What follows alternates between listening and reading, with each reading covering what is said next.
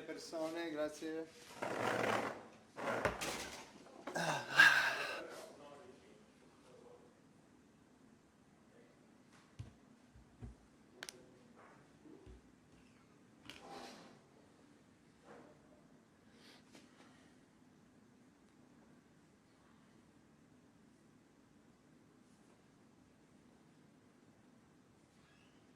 Hello, everybody. Let's start with the Nate, please.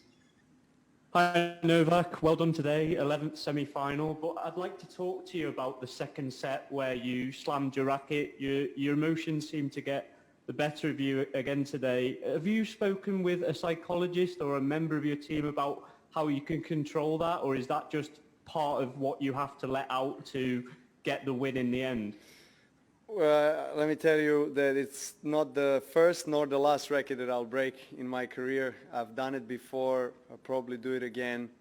I don't want to do it, but when it comes, it happens. That's how I guess, release sometimes my anger, and it's definitely not the best message out there, especially for the young tennis players looking at me, and I don't encourage that, definitely. But look, we're all people. We all do our best. There were times and periods when I don't do that. There are sometimes periods when I do. So it's unpredictable, really. I mean, in life, what can happen, and I am working on my mental and emotional health as much as I'm working on my physical health. That's always been a part of my, I guess, training and recovery as well, developing a strong character and understanding myself on different levels, the holistic approach to life.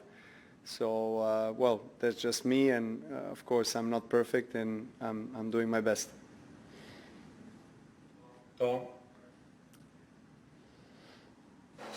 Hi, Novak.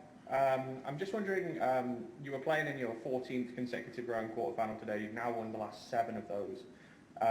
What do you believe it is about this event that has just made you so consistent since your debut?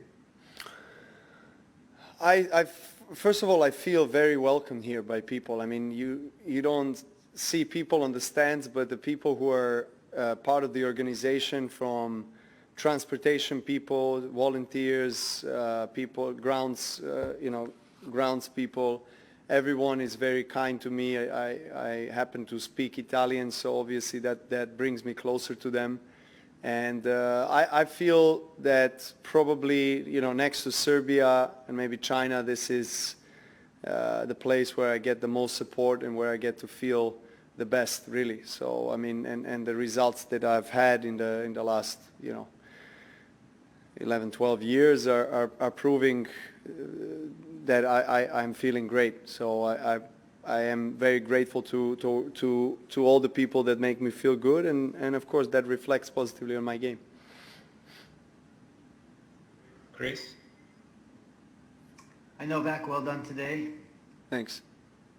I wonder if you could give some thoughts on your next opponent, Casper Ruud, who's actually doing quite well this season and is particularly good on clay. You guys haven't played before, but have you done some scouting, and have you given some thought to what you might be facing tomorrow? I did watch a little bit of his match today before I got on the court, and it's going to be our first meeting. And as you said, he's a clay court specialist. Obviously, he's very good on different surfaces, but clay is where he feels most comfortable and where he had his best results. And he's relatively young as well, so he's making his way up the ranking scale. So it's really impressive to see him in semis, but at the same time, it's kind of expected, knowing how well he can play on this surface. So he had a tough match today, well fought.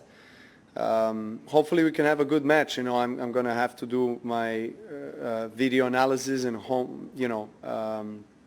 homework with my coach, with my team, and get ready for that one. Andrew? Novak, just a question about the race for the most Grand Slam titles. With Rafa back now, he obviously has a great chance to match Roger's 20 in Paris. Just wondering what you think the significance of that would be, in the way people have always compared him to Roger, and you as well? Well, of course, in our sport, though, winning most Grand Slams and being number one for as long as possible are two biggest goals, I would say, professional goals. I think Roger and Rafa would agree with that. But we all have our own journeys and our own trajectories and careers that are very unique and very specific. But at the same time, we have this era that we've been playing in together that brings us together. And I think this is definitely one of the best eras of tennis, and I am grateful to be part of such era with these two guys. I mean, they're incredible champions, on and off the court, and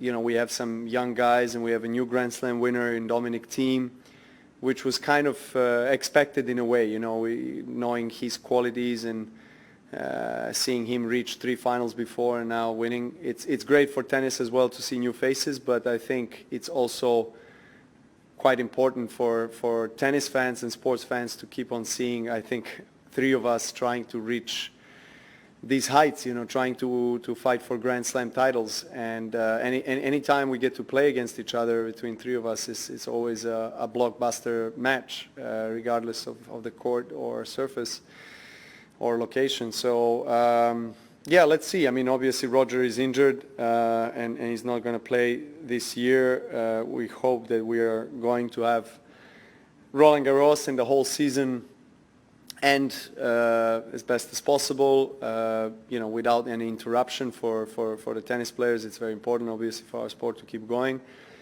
And, Roland Garros is the last slam, the last opportunity of this season. So we all know who the main favorite is there. Obviously it's Nadal and everything that he has achieved there, losing maybe a couple of matches in his entire career on that court, which is probably the most impressive record that anybody has on any court.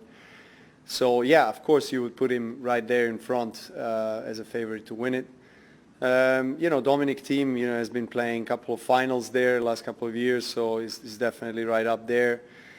I like my chances if I prepare myself well. I won that tournament before, played finals before. I had always good results in Roland Garros, and obviously it's going to be strange without crowd. We've been hearing that they've been allowing crowd and then reducing that, so we don't know how that's going to look like. But look, clay court is the most demanding physically, I think even mentally, surface on the tour, and you got to be really ready for best of 5 for a stretch of 2 weeks. So let's see. I obviously, as you see in my answer, I'm trying to focus only on that tournament and not thinking about the far future, because we don't really know what it brings. Roger is going to come back.